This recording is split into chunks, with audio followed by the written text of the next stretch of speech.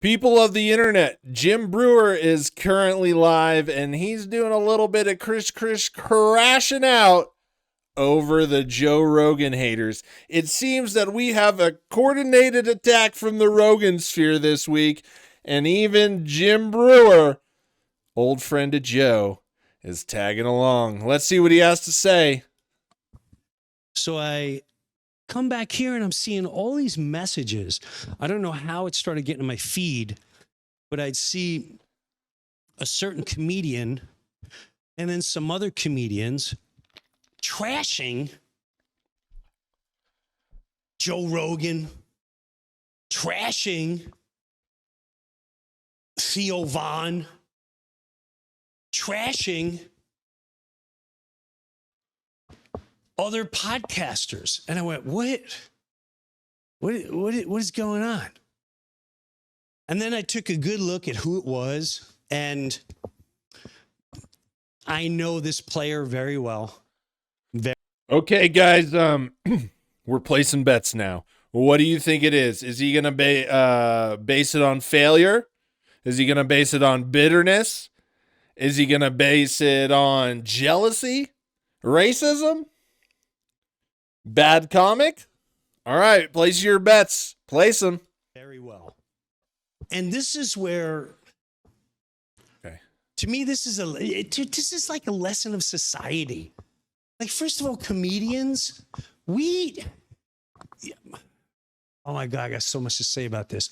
I'm going to start with the guy. So, you know what? Play this video, because I started looking at, because I would get, this really personally bothered me, and I'm going to get into why this bothers me. But I got to say, this guy, Andrew Schultz, I don't care if you know him. I don't care if you think he's fun. Do you know him? You couldn't even say his name properly. I have a feeling this is going to get epically good. I'm ready for it.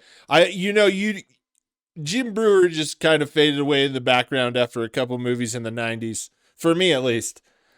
But I know he's wacky, and I think we are going to get exactly what. A new episode of Below Deck came out today. I already watched it. So you ready? Let's watch. Funny. I don't care if you think he's entertainment, but in my opinion, he summed it up perfectly. And this isn't just about a comedian. Place your bets. Society. It's our society, how we treat one another. Listen to what Andrew Schultz says. Rogan was the way to make it for a 6 or 7 year stretch. It was like you went on Rogan. I saw it happen to me. Like going on Rogan, life changed immediately, right? And when that was the case, all these comics were real fucking quiet. Nobody said a peep. No one said, and if they disagreed with something, they were just silent. Now going on Rogan once isn't going to immediately change your career. Yeah, I remember you said you went from comedy clubs to theaters. I went a few years later. I went from comedy clubs to more people in a comedy club. Well, that's but and then what happened is I think a lot of comics saw like Kill Tony being the way to make it, right? Mm-hmm. So nobody was going to talk shit about Rogan, and nobody's going to talk shit about Tony. And now you see Kill Tony, and the people that really explode from there are like more character based, right? So then comics go, okay, well, I can't make it immediately off of Rogan, and I can't make it immediately off Tony. I guess I'll sandbag these motherfuckers while the internet is coming after them. I'm going to teach you a life lesson, right? Success does come from hard work. It does come from talent too. But guess what? Most success comes from being goddamn fucking lucky. And these people forget that, because there's a lot of talented, hard-working motherfuckers out there in the world that don't have that success and don't have that fame. And it just drives me nuts that they forget that. And when they want to insult somebody, they want to go on their success. And it's not like people ain't trying. There just ain't many of them spots for everyone. So don't forget that in life, because your success could be taken from you at any moment. And I think Andrew might find that lesson out sooner than later. Okay? I think that's what it is. I think it's purely, where is my salvation? And now they see their salvation as like, oh, I'm going to separate myself from the manosphere because there's so much criticism on the internet. It's like, no, that's the time where you should lean into the people who helped you. That's the time where you should be a good, solid friend. That's the time Notice he isn't doing that for Trump. So if we applied what he thinks somebody should do when the backlash is coming at him, why did he try to distance himself from Trump? He's forgetting about that. He doesn't even do the thing he says you should do. Just pointing that out. And we should refute fake narratives about someone who helped you when you offered nothing to him. Oh, Jim. Now, here's the thing, too. The people that are, first of all, I'm going to talk about the guy that did it is this guy, Marc Maron. He started the whole thing. Now, here's the sad part about Marc Maron. He has an incredible journey. He really did. And I'll tell you my history with him. Uh-oh. All right. And I'm more sad that this is still in people that are successful and that they do great for themselves and they inspire other people. Marc Maron, in the very beginning, I would play the comic strip in New York. I would play downtown. Oh, wait. We forgot one on the betting list. He's going to, this would be the best one, though. If Jim Brewer just goes, Mark was jealous of me. Like all of them have had some kind of jealous Mark story. I think Brewer needs to round it out here because of all the people to be jealous of, I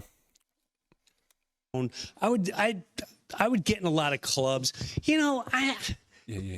I'm animated. I get loud. I'm a storyteller. I'm not very good at joke. Other guys are brilliant at it. And Mark would, before I'd go up on stage, he couldn't stand me. He didn't like me. He couldn't.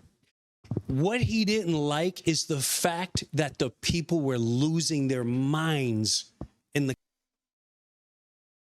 jealousy. Man, all of y'all that pick jealousy, call up Jim for your check. You won 10-1 odds. Do the math, whatever that is. It is the old playbook. They are all, it's just such a stupid excuse. Because outside of Joe Rogan, Mark's more successful than all of them. Mark's the only other one out of, that is blown up to sensational levels at some point. You have to remember that Mark, that Obama interview around that time period, and for a couple of years, Mark was like the podcast man. There's always kind of beefs and shits in any kind of industry, but it's just, Mark hating everyone, like Mark having this personal beef. Like we've heard this exact story from all three of them. What are the odds? And Andrew Schultz isn't even in his era, It's just Mark. I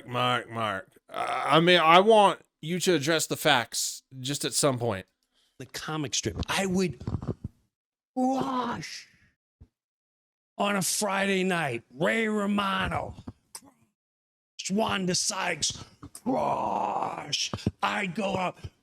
It was like the energy in that room. But then I'd get humbled by Marc Maron. And I know that was only funny for that moment. It's great to do, but I also knew, okay, this is where my strength is. And then I'd go downtown where it was way harder. It wasn't set up for an animated comedian. Places like The Cellar, you just had to stand and be joke tellers. And it created really good comedians. I'd go down there and I'd get humbled. They can, all right, we get your face. You better come up with a different angle. The stage is really small. So before I'd go on stage at the comic strip, Mark would, on my life, he'd go, Brewer, you're going to woo them tonight with your animation and your little fingers, your little finger puppets. And I never... Okay, a couple of things. The Rogansphere is literally cracking over this, and it's just making me laugh how stupid they're getting. And Jim, I just knew Jim would deliver exactly what I needed for a good Tuesday night reality TV binge. You know, it's pretty crazy too. Just something else about the Rogansphere. You always hear them say, he crushed, he murdered, he killed. You know, Joe Rogan, murdered. You know, I know this comedian that murdered. That's Joe Rogan, right? It drives me crazy. And yeah, all the stuff they post like on Netflix and YouTube and their comedy specials, why are none of them ever crushing it? You know, they talk about all these guys that crush, but then the only kind of living evidence we have of them doing comedy is them not crushing. Do you see what con men do? They talk so that's why Joe has a podcast, so he can con you for 3 hours a day. Because they talk so goddamn much, you know, you don't ever really look at the real thing until you have to. And they just got you talking. They got you confused. They got you looking in all kinds of different directions. If you learn anything from my YouTube channel, please learn how to spot a con man. Please. These people are monsters on society. We all make mistakes, and we all have flaws, and we all have things that just make us look like flawed people, right? I get that. But let me tell you, in my opinion, there is nothing worse than a con man. To be a con man, you have to be an absolute scuzzy fucking shitbag. And they make you feel like they're scuzzy fucking shitbags. And when you feel a con man and what he's done to your life, and he's just lied and tricked and then stole from you and then disappeared and then terrible people. I never got mad because I could see right, like it kills you that someone is doing better in your opinion. And it wasn't even better. It's just different. I'm doing something different. You crush it in this arena. You crush it. Everyone's serving ice cream here, and some lines are longer than the other, and some people love it more. Everyone's doing great with their ice cream. There's plenty of ice cream stands.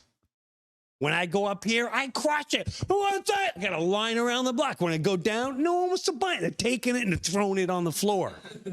This ice cream sucks. You're not smart. And that was a niche for him. He wanted to be the smart guy. He wanted to be the intelligent guy, which I give him props for doing. You know, he would do routines that were like everyone. He'd talk about the gym, but he'd, throw in a educated word or look extremely smart and I'm above the room and I'm better than you. And he's good at that. That's what he believes. So he'd come up to me before the show. Hey, Brewer, you're going to woo him. And he's doing it for my wife. And I just be like, okay. Now, he was also the type of guy who went, I'm totally convinced, okay? I'm totally convinced this is a coordinated attack. And this is how Joe did it.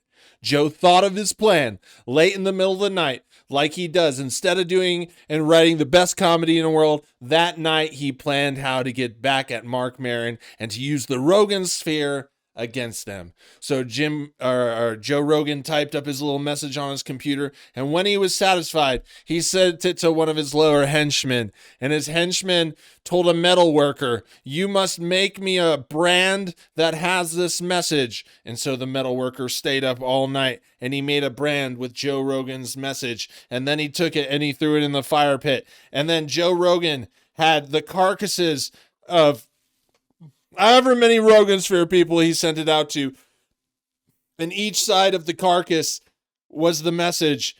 But you know, Joe, knowing this was going to happen at some point, he already had them pre-dried. And then he took his big metal brand with his message. And he stamped it onto that dried elk side rib cage meat. It doesn't make any sense, but he branded his message into a piece of elk meat, and then he sent it out like the Batcave sends out messages, however that is, and they all got their elk meat orders. Whew. That's how I believe Joe Rogan did it, actually. But, you know, it could be something else. He was so angry that people from TV were checking me out. They were checking other people out. It drove him crazy. I would never sell out. You couldn't catch me in one of these. You couldn't catch me. So then he gets his first TV show on Comedy Central. And once again, I'd like to point out that there may be an element of truth, and like Mark is kind of douchey. Like, granted, you know, I'm not really even a big fan of Mark. I just think that his position is more factual than theirs, right? So, point being, once again, when someone goes to directly, or he had a term, he did his intro on this topic. He had the ability to address the facts. Yet again, another Rogansphere man that did not address the facts. Then he does a talking point, which seems to be the same talking point from Joe Rogan to Andrew Schultz to now the great Jim Brewer, right, I guess. And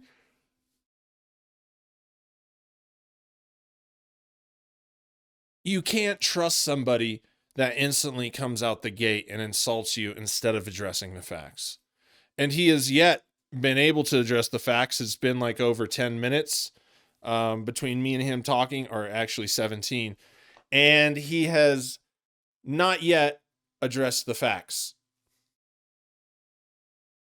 This is a problem for me because I'm a guy that doesn't really like to get caught up into my emotions, because there were times in life where I did, and it didn't serve me well. So I had to adjust my brain power thinking and start to let those things fade away as much as possible year after year. Something I'm still working on because, you know, we all suck. Point is, when you truly try to look at something, and it's never 100%, but if you work at it more, you get it closer up there, right? And you look at the facts, you don't have to rely on these emotional outbursts, you know? You know, say you're in a relationship with somebody and they're just going off on emotion. If you don't allow it to bother you and wait on the facts, like, you don't have to get angry. You don't have to get emotional.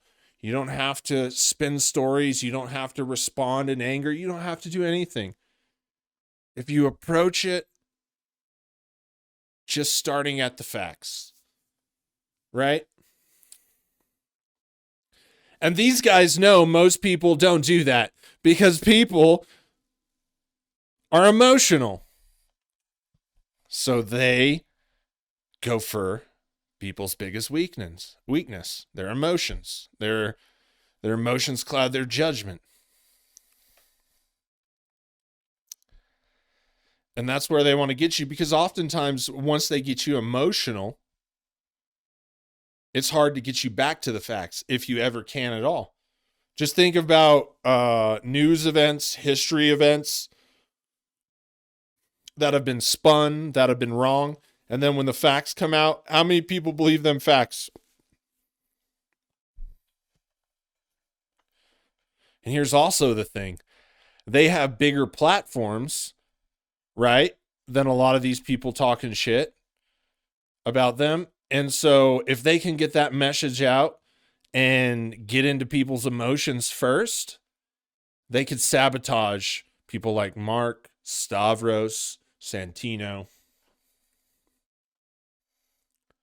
So remember this moment, because basically this is the moment that war has begun, right? This week, war has begun. We're going to see some fallouts. We're going to see some confrontations.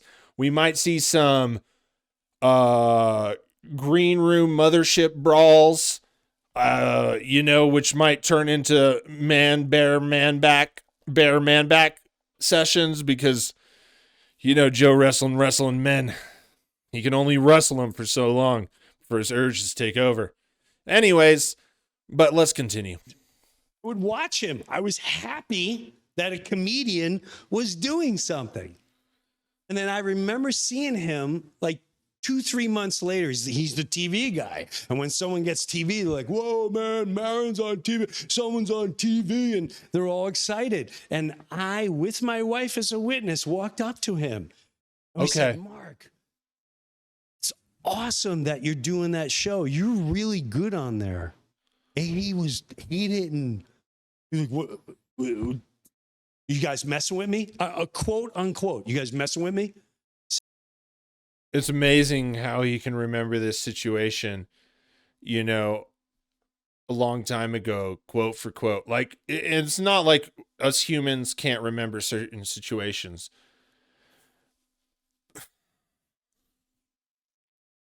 Okay, here's how I really feel. They're lying, right? But when it comes to these little stories about, oh, he's this, he's all that, like I said, Marc Maron sticks his foot in his mouth, and he's pretentious. I get it. This is me not being emotional. This is me seeing what he is, right? And he's just not my cup of tea, right? I get it, and I'm sure he is capable of a lot of this because, that's just who Mark is, right? But does anybody else get the feeling that these little personal stories that each one of these fucking comedians have about Mark is being kind of like made up on the spot? Because I get he can remember it, but to just like have a Marc Maron, like for me, that moment where Mark got a TV show, why would you care about that? Besides saying a thank you, he's not even a good friend. Like, how does he's a quote unquote, how does he remember the conversation? It just seems a little suspicious to me because for anybody else, that would just be a normal moment that wouldn't probably be a lasting memory for you because you hated the guy. Who cares? It may be filed in your thing. Oh yeah, Mark got on TV, but to remember conversation, okay. I'm just getting a little too weird for it. All right. I'm just seeing things like, Cleo. And if you want to dial my hotline, I'll give you all the Rogansphere drama. All right, here we go. I said, no, you're good on there. He's like, oh, well, there's a bunch of writers and, it's tough to get my jokes on. I can imagine, I bet you if they let you write it, it would be 10 times funny. And he couldn't take the compliments because he knew he couldn't stand me. This poor human being would be home going, damn that Brewer with his animation. Damn him, I'm going to write smarter words. I'm going to be more intelligent. I'm going to be smart and self-righteous. I'm sorry, Mark. I know I'm going to hear it from you now. But I honestly think Jim Brewer just wants to get in on the drama, man. He needs the help. He needs the help, Hey, he got a $1.99 donation. That's what's up. I like it when people tip, man. People tip. That's doing a good thing. That's good for everybody involved. It's like, I know I went on this rant, but tipping is literally like one of the things you can do in the world that just, unless you tip bad, but if you tip good, okay, good tipping, right? Or just being a decent person and tipping what you should. I believe in tipping. I'm not with, people work hard. And if I got to give a little bit of my money to somebody, I don't give a fuck. I'm a giver. I like to give. Giving feels better. You could see, right? No, you don't think so? I do. It's one of the only things that really creates happiness for everybody. You feel good for doing it. They feel good because shit, that's a little bit less they have to save up for their bills, right? So tip! Don't be stingy. Don't be stingy. Be giving with your money. Time is short. That shit don't matter. Great memories. Good ones. Okay? I was happy. A few of us were happy. Everyone like shooting them down. And then Lorne Michaels and SNL came up to me my second year. He said, Jim, what do you think about Marc Maron? On my life. On my life. And as God is my witness, I said, Lauren, he's not my favorite person. I'm not going to end up hanging out with him, but I will tell you this. If you're thinking about putting him on the update, which is what they were talking about to replace Norm, I said he would crush it. That he would crush it on update. He'd be a great update guy. Even though you're going to woo him with your little animation, Brewer. You're going to do your finger puppets. I was happy for him. Something else, man. These guys try to come off of the good guy, right? I'll tell you something. Being quiet. Being quiet helps. Being quiet helps. When you're in these situations, the person that has to keep explaining is usually the person lying. Just being quiet. You know, I get to a point, right? You're going to get shit on. You're going to get shit talked. And I have gotten to a point where I don't care. I don't even care. And this is not some like I'm above people. I just chose to not care. It's hard, right? You know, you want to get fired up. These criticisms, people trash your name. You know, the internet accuses people of thousands of things. You know, people jump on them. Nobody knows it's true. Everyone's just angry. Blah, blah. Just don't care. And the only time you care, I've always said this. Hey, another $1.99. That's what's up. The guy did a good thing. Okay. Another. Oh, shit. What was I going to say? I got excited for the $1.99. I mean, it's good when people do that stuff. Oh, yeah. This shit doesn't matter, man. It just doesn't matter. Who cares what people say? Who cares what people think you did? Half the time, they don't even fucking know. It's just a game of telephone. Just be okay being you. That's all you can do. And it feels good. It feels good. Sometimes I'm in the mood to troll. That's what I was going to say. If you want to troll, that's when you should have fun. I always believe. I'm a believer in a good troll every once in a while. Not one taking it too far, but, you know, having a little banter back and forth with someone that's shitting on you just to push their button. So, sometimes you need it. Sometimes you need it. I mean, there's some periods I feel like troll. Oh, man. Anyways, let's get back to this. Jim Brewer, I'm kind of over you, man. Here's the other thing. I thought he was going to bring something authentic. I know he's going to be animated, but I thought he was going to bring something authentic. And he is just another clinger honor of Joe Rogan. Couldn't even come up with an original fucking angle or anything. What a guy. What a guy. You know what? On that note, let's just watch a little bit more. But then where I really, really felt so great for Mark. Okay. I'm a good guy. He started this podcast, the WTF. And it blew up. It was on like the independent film channel. And back then it was like, whoa, this is everything he'd want. Independent film channel.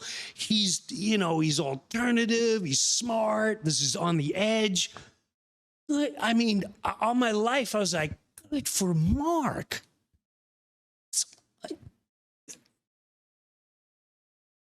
I was so happy for him, and I'd watch him, and I loved what he was doing. I love what he does.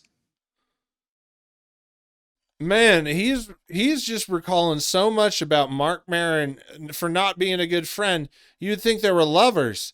He's just like, can you believe this? They're coming. I'm the good guy. He just could never be happy. No matter what he did, he was just angry. He was bitter. He was jealous of everybody else. Come on. This is boring. Every comedians all go to this comedy festival every once in a while in Montreal. You know, we go there, and in the years we call it the comedy slave block.